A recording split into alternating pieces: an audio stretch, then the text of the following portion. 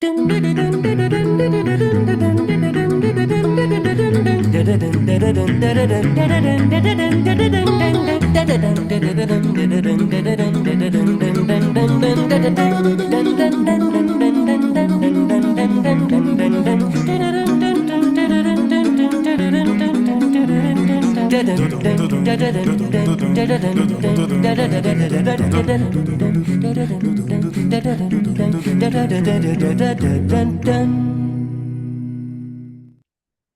evening, ladies and gentlemen. We're so glad to welcome you as part of our community tonight. Please note that this webinar is being recorded, live stream, and distributed. Live stream, if you, by entering this virtual meeting room, you give your consent to be recorded and distributed. If you wish to not be recorded, please go to the LinkedIn live video feed, the link to which I've just placed in the chat room. Tonight, our featured guest is pianist Brian Woods, whose new album, Prokofiev Miniatures, will be the subject of tonight's conversation.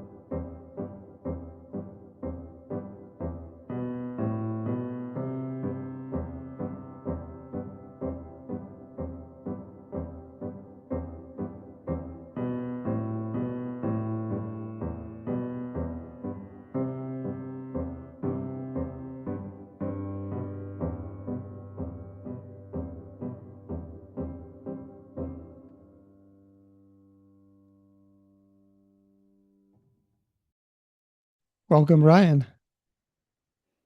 Thank you for having me. Brian, so tell us a little bit about yourself, where you come from, how your musical tastes were formed, and the moment you decided to become a professional pianist. Sure. Well, I am from St. Louis, Missouri, which is where I am currently based. I grew up here and was studying piano as a kid. My older brother studied piano, and I wanted to do everything my older brother did. So I took lessons from my grandmother, and then I studied here in St. Louis. I honestly, you can ask anyone in my family, including myself, and I did not expect a professional life in music as something that was going to happen for me. I did attend school for piano. I went to Vanderbilt University for my undergrad. It's a liberal arts school. My parents, I think, thought I would get it out of my system and maybe go on to be a doctor or a lawyer or something, as many of my friends did double major in school. But unfortunately for them, or maybe fortunately for me, I won the school-wide concerto competition my freshman year, my first semester that I was there. And it was sort of a moment for me. I had never thought about folks being interested in hearing me play all that much until that moment when I won a school-wide competition like that. And it's sort of, I got the bug for performing soon after, and the rest is history. That was an early moment for me, and from then on, I've been pursuing this. So it's been an exciting journey so far. So you didn't have any expectation that they would pick you. How was it when they gave you the news? No, I mean, I had never won anything like that before. And so the idea of studying a concerto was not new to me. I had competed in several times in the past, but the idea of entering in a competition and having people who were much older than me and further along in their musical journeys and winning the first thing like that I had applied to as a freshman in school was very exciting. So I was completely bowled over when I won that competition. It was incredible. Let's have a listen to our next track. This is from Prokofiev Miniatures, Vision Fugitive. This is Komodo.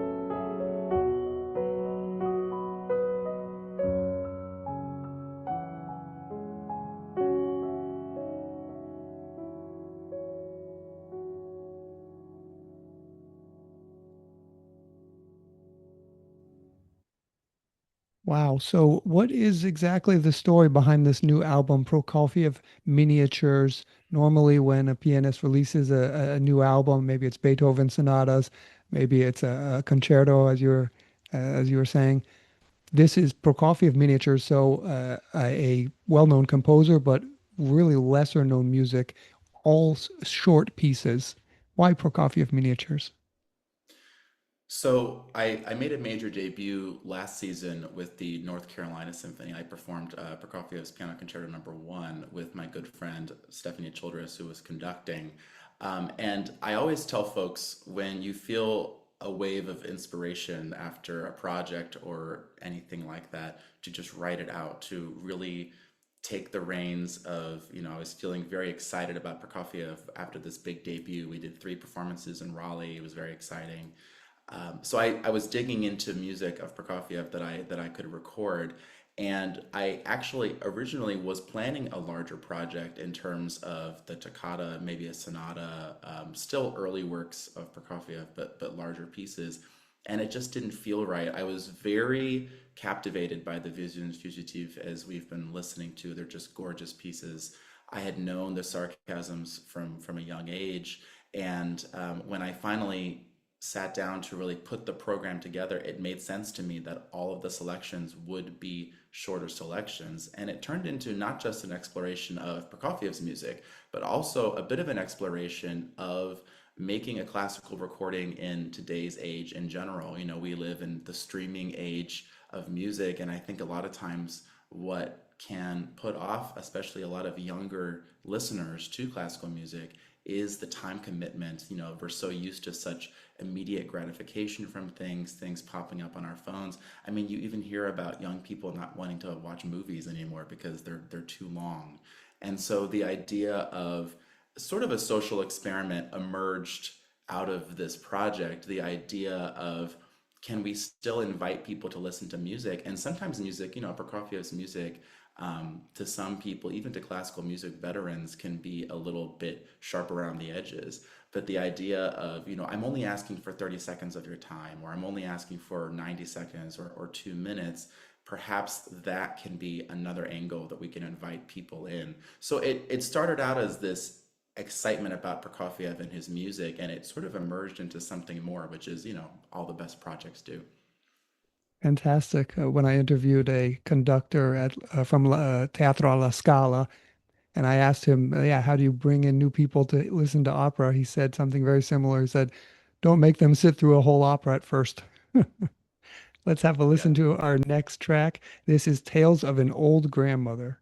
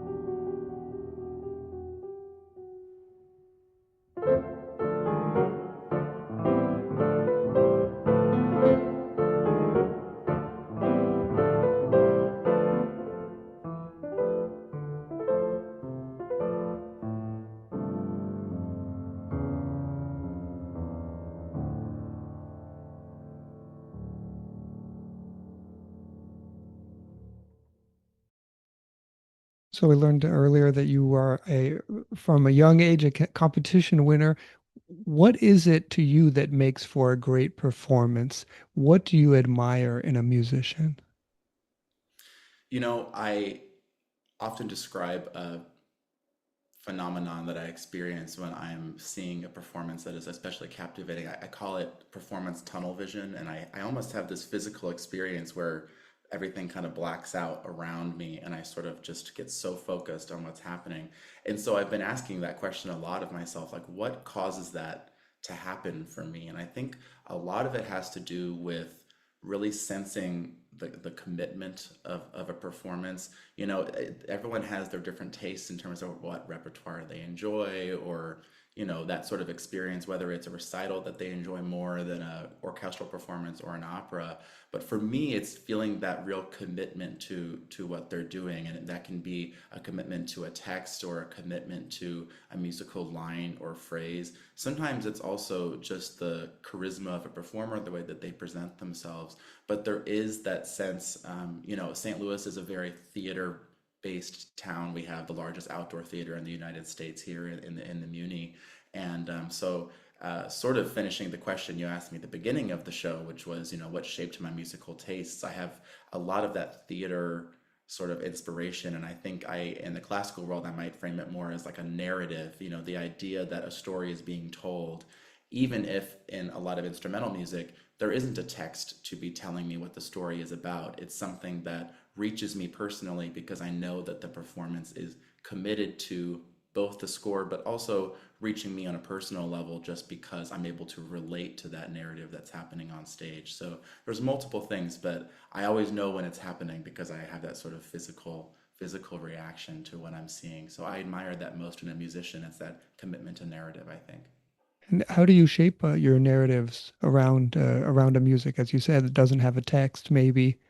How do you figure out what the story is you're going to be telling?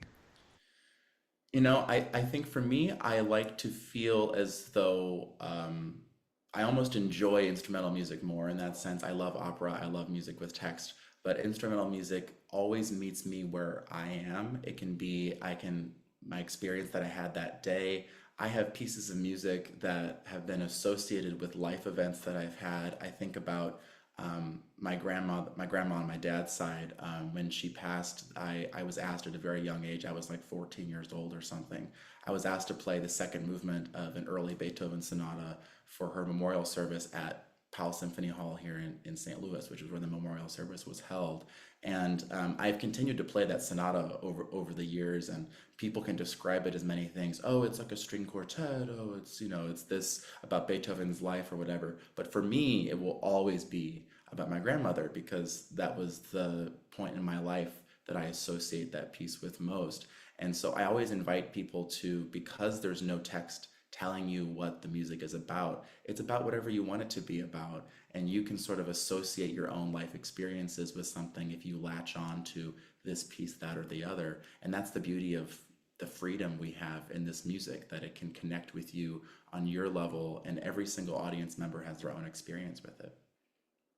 What a beautiful story. Thank you so much for sharing that with us, an intimate story. We will treasure it. Let's have a listen to our next track. This is Sarcasms, Allegro Precipitato.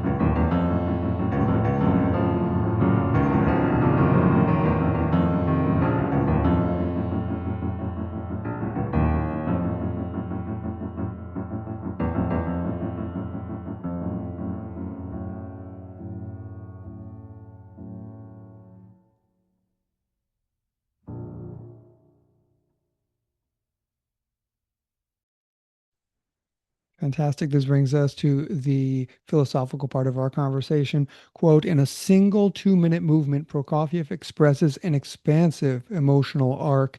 If later miniatures refine the art of suggestion, reminiscences reveals the young composer discovering that shorter musical forms can communicate a much larger story. End quote. Please give us an example of how music can suggest an emotion and even communicate a much larger story.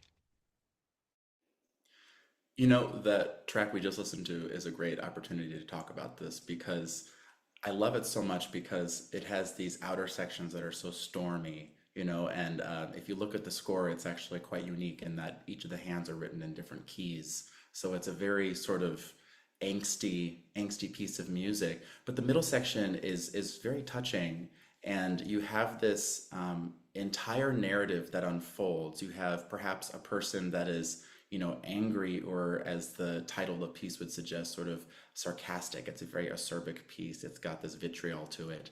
But in the center of the piece, you see this emotional core. You hear about this person who really is perhaps struggling with this idea of how they feel in the outer sections, or perhaps just tired of, being angry and shaking their fist at the world. And so this piece is only about 2 minutes long, and you learn so much about this character that unfolds within this short period of time. Prokofiev is such a master of this, and I was so amazed throughout this whole project by composers who are able to do this. It's just as impressive as these composers who write, Mahler and Bruckner and Beethoven, and who write these long symphonies that just captivate us for years and years.